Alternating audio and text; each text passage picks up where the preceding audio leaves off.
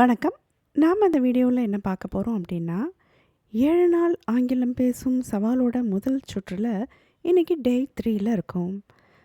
இன்னைக்கு class 3ல model verbs தான் பார்க்க போகிறோம். அதில் நம்ம இன்னைக்கு பார்க்க போகிறது உட் அப்படிங்கிற மாடல் வேர்ப். இந்த மாடல் வேர்ப்பை ஏன் நம்ம யூஸ் பண்ணணும்? அதை யூஸ் பண்ணும்போது என்ன விதமான அர்த்தங்கள் நம்மளுக்கு கொடுக்குது? எந்த மாதிரி சூழ்நிலைகளில் இந்த வார்த்தையை உபயோகிக்கலாம்? இந்த மாதிரி விஷயங்களை எல்லாம் நம்ம இந்த வீடியோவில் பார்க்க போகிறோம். வீடியோவை ஸ்கிப் பண்ணாமல் பாருங்கள். வாங்க வீடியோக்குள்ளே போகலாம். இப்போ ஒரு உரையாடல் பார்க்கலாம்.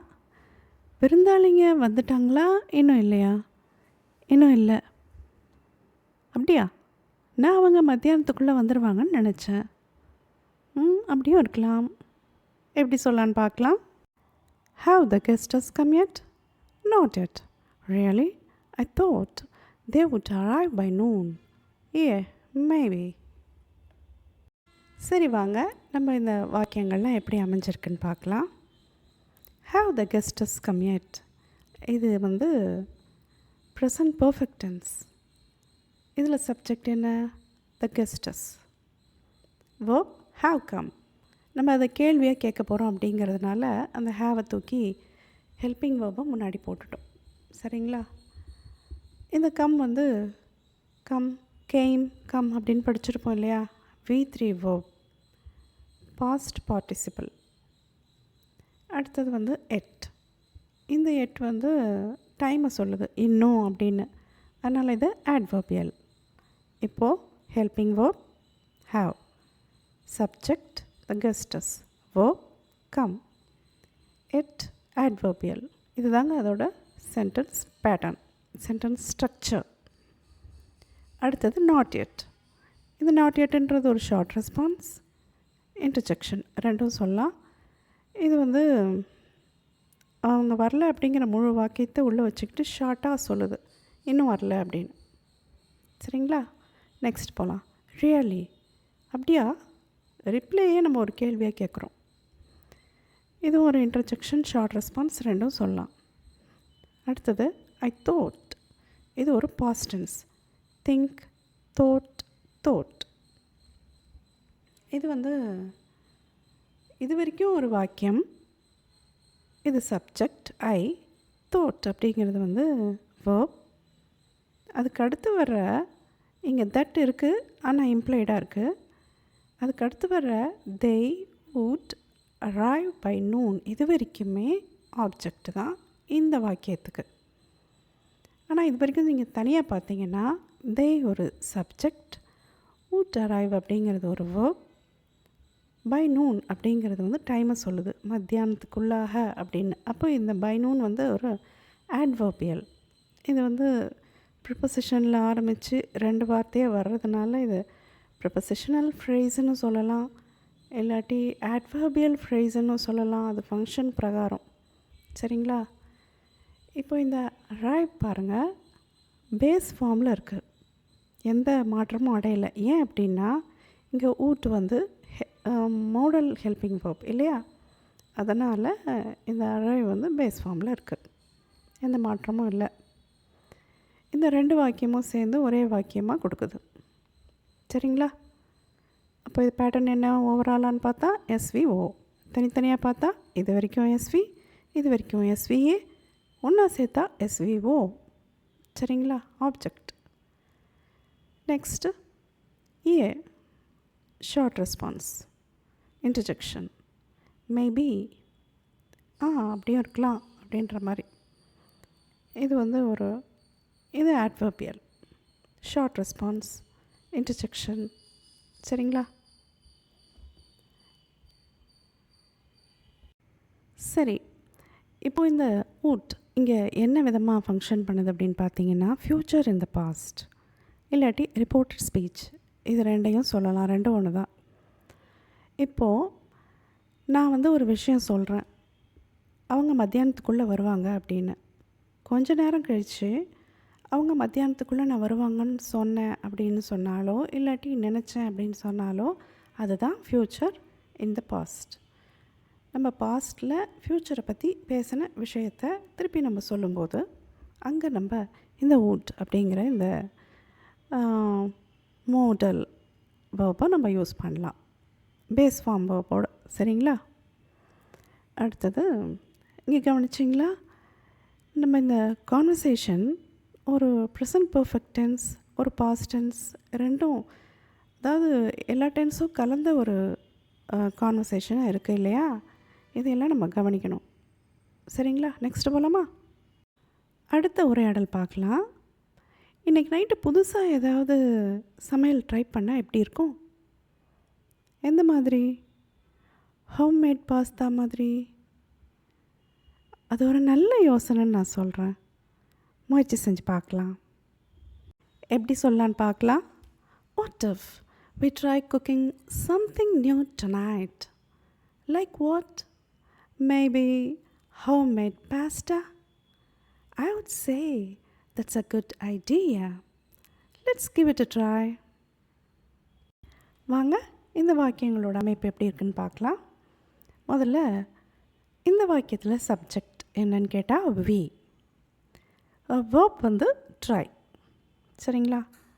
எதை ட்ரை பண்ண போகிறேன்?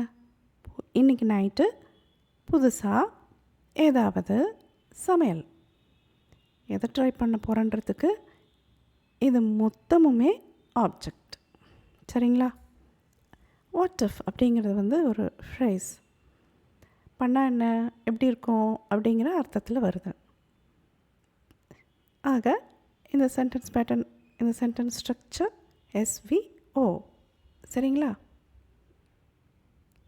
அடுத்தது லைக் வாட், எந்த மாதிரி சமையல் அப்படின்னு இது அர்த்தம்.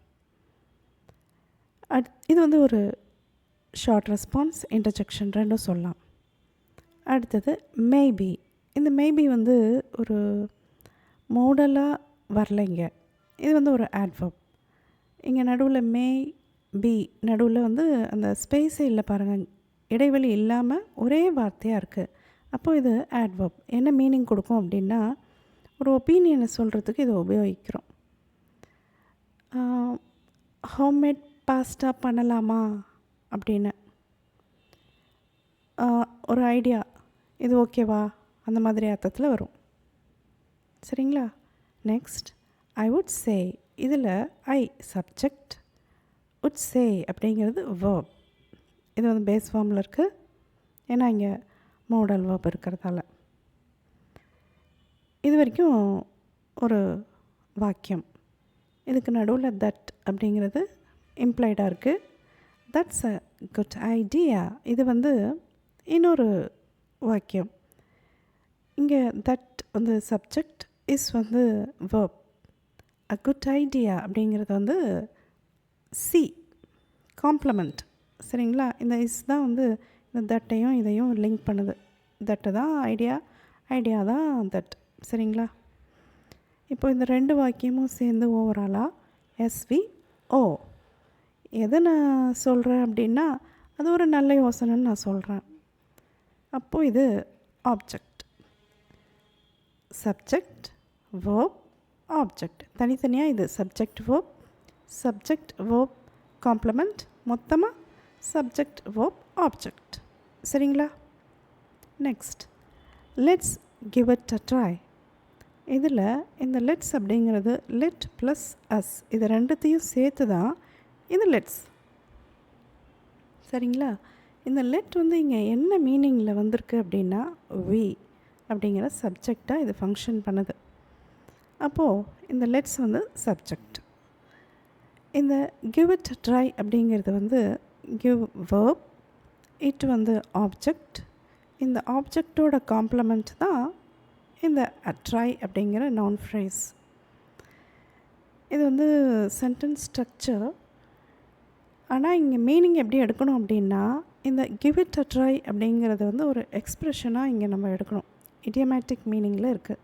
கிவ்னா கொடு, இட்டுன்னா அது, ட்ரைனா முயற்சி, அதை கொடு அப்படின்னு எடுக்கக்கூடாது.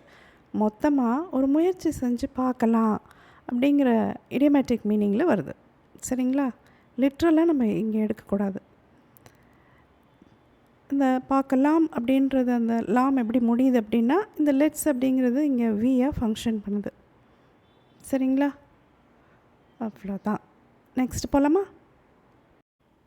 இந்த வுட் இங்கே எப்படி ஃபங்க்ஷன் பண்ணுது அப்படின்னா, ஒரு ஒப்பீனியனை சொல்கிறதுக்கு, ஒரு யோசனையை சொல்கிறதுக்கு, என்னோடய கருத்தை சொல்கிறதுக்கு பயன்படுது.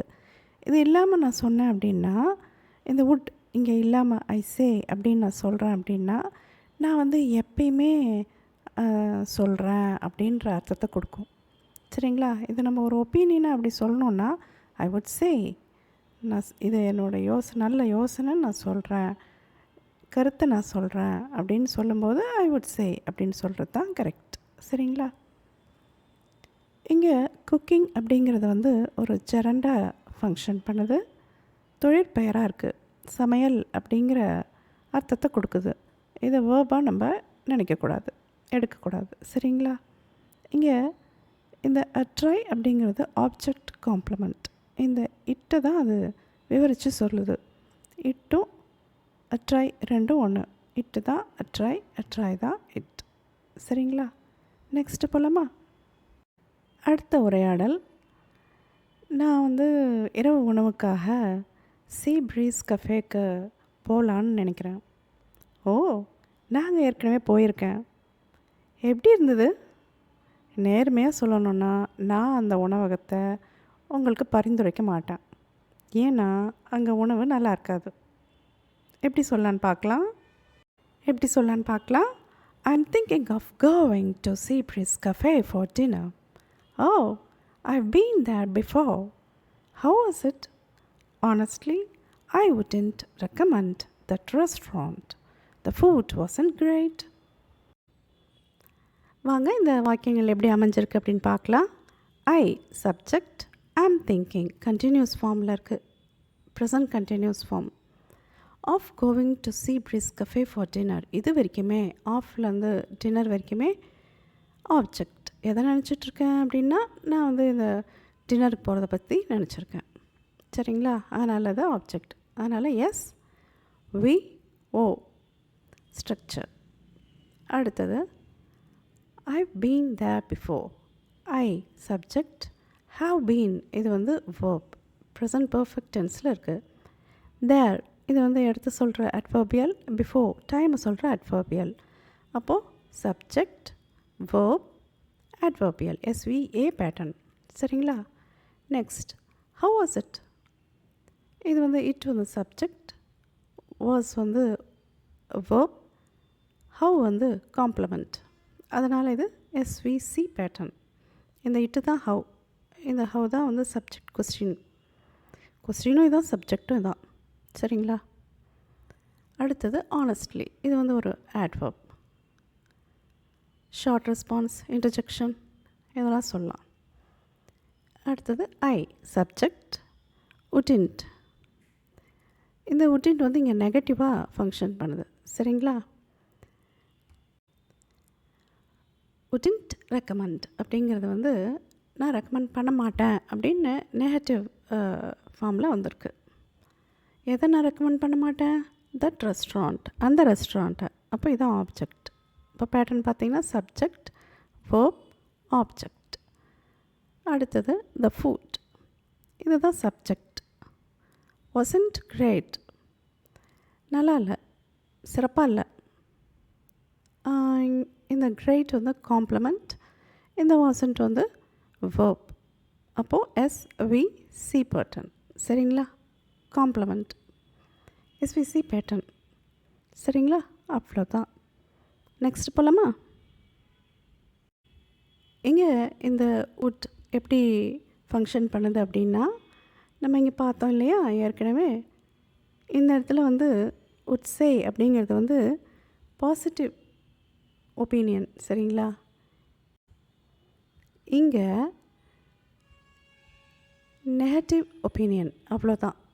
ரெண்டும் ஒரே ஃபங்க்ஷன் தான். வாங்க அடுத்த உரையாடல் பார்க்கலாம். இந்த வாரம் ஒரு புது ஆக்ஷன் படம் வெளிவர இருக்குது. அப்படியா? கேட்குறதுக்கே உற்சாகமாக இருக்குது. பார்க்க போகணுமா? ஆமாம், அதை பார்க்குறதுக்கு நான் ரொம்ப விருப்பமாக இருக்கேன். டிக்கெட் புக் பண்ணலாம். எப்படி சொல்லலான்னு பார்க்கலாம். There's a new action film coming out this weekend. Really? That sounds exciting. Want to go watch it? I would love to see that movie. Let's book the tickets. வாங்க இந்த வாக்கியங்கள் எப்படி அமைஞ்சிருக்கு அப்படின்னு பார்க்கலாம். இங்கே தேர் இதுதான் வந்து டம்மி சப்ஜெக்ட். இஸ் அப்படிங்கிறது வந்து verb. a new action film இதுதான் இங்கே subject. coming out this weekend இது வந்து complement. Subject verb complement SVC pattern.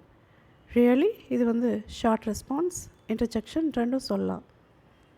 That இதுதான் இங்கே சப்ஜெக்ட். சவுண்ட்ஸ் இது verb. Exciting complement SVC pattern. want to go watch it இதில் யூ இம்ப்ளைடாக இருக்குது. சப்ஜெக்ட் want இதுதான் இங்கே verb. எதை விரும்புகிறேன்? to go watch it இதுதான் இங்கே object. SVO pattern. I would love to see that movie. I subject would love இது ரெண்டும் சேர்ந்து verb. to see that எதை பார்க்க விரும்புகிறேன்? to see that movie இதுதான் இங்கே இந்த to see that movie ஃபுல்லாகவே ஆப்ஜெக்ட்.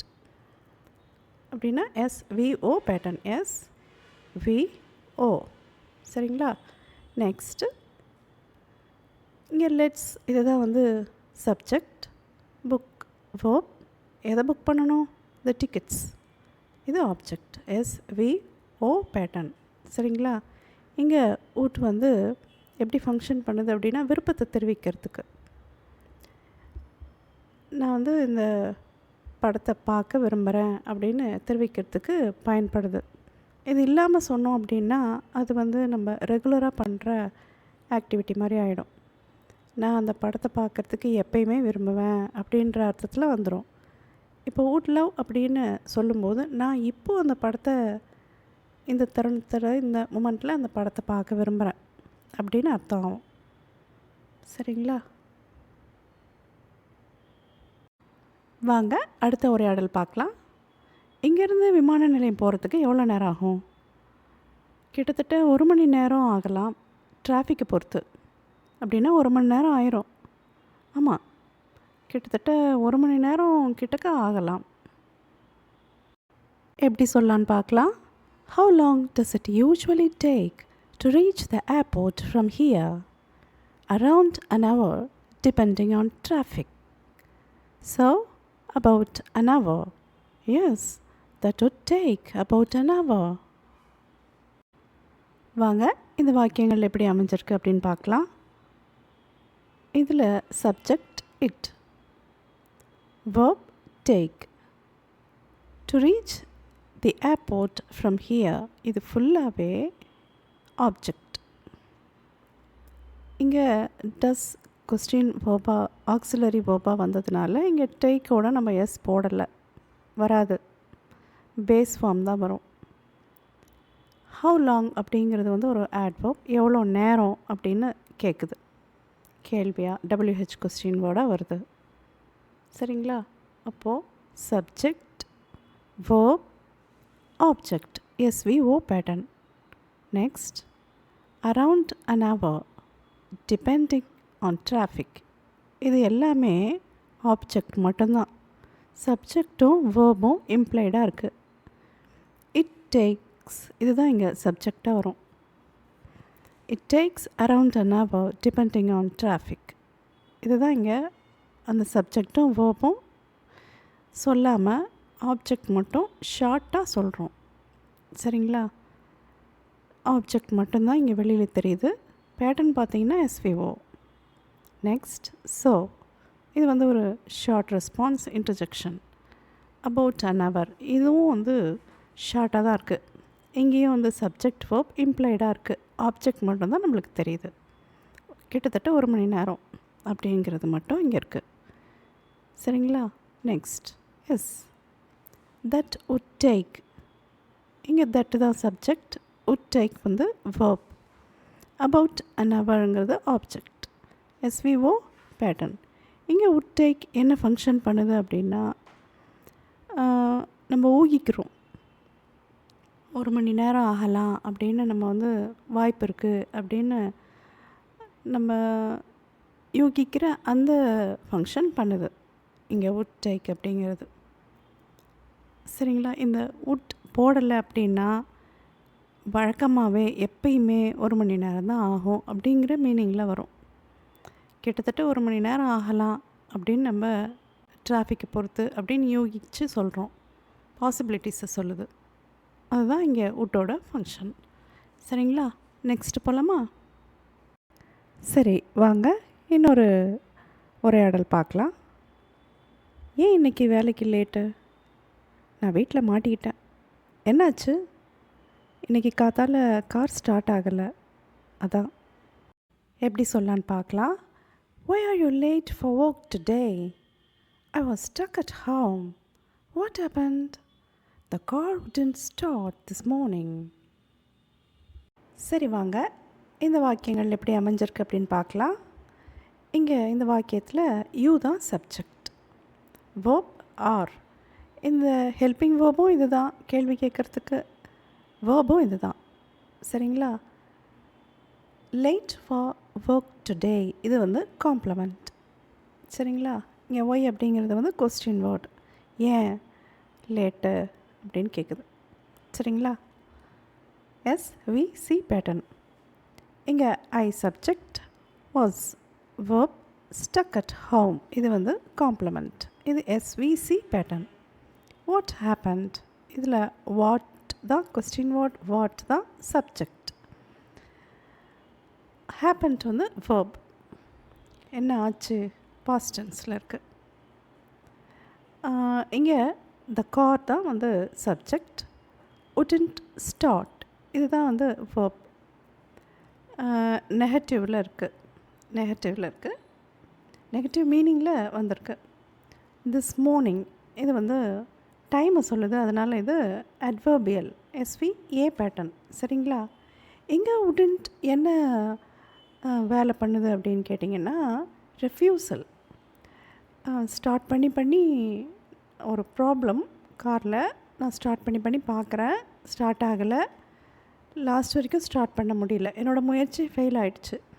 அந்த ஒரு அழுத்தத்தை சொல்லுது, ரெஃப்யூசலில் சொல்லுது. இந்த விதத்தில் தான் இந்த வுட்டு வந்து இங்கே இயங்குது. சரிங்களா? நெக்ஸ்ட்டு போகலாமா? சரி, வாங்க நம்ம இன்னொரு உரையாடல் பார்க்கலாம். நீங்கள் இது வரைக்கும் ஜோவை தொடர்பு கொள்ள முடிஞ்சதா? இல்லை, காலையிலேருந்து நான் ட்ரை பண்ணிட்டு தான் இருக்கேன். இது வரைக்கும் தொடர்பு கொள்ள முடியலை. ஒரு வேளை அவள் பிஸியாக இருக்கலாம். ஆனால் இது வரைக்கும் எந்த காலையும் அட்டன் பண்ணலை. இது எப்படி சொல்லலான்னு பார்க்கலாம். Have you been able to reach Joe? No, I've been trying all morning. Maybe she's busy. Maybe, but she wouldn't answer any calls. சரி, இப்போது இந்த வாக்கியங்கள் எந்த விதமாக அமைஞ்சிருக்கு அப்படின்னு பார்க்கலாம். இதில் யூ தான் சப்ஜெக்ட், have been அப்படிங்கிறது வந்து verb, able to reach Joe இது வந்து காம்ப்ளமெண்ட், இது SVC பேட்டர்ன். நோ அப்படிங்கிறது வந்து ஷார்ட் ரெஸ்பான்ஸ். இதில் ஐ சப்ஜெக்ட், have been trying இது மூணுமே வேர்ப். இது ப்ரெசன்ட் பர்ஃபெக்ட் கண்டினியூஸில் இருக்குது. ஆல் மார்னிங் இது வந்து டைமை சொல்லுது, அதனால் இது adjunct, SVA பேட்டர்ன்.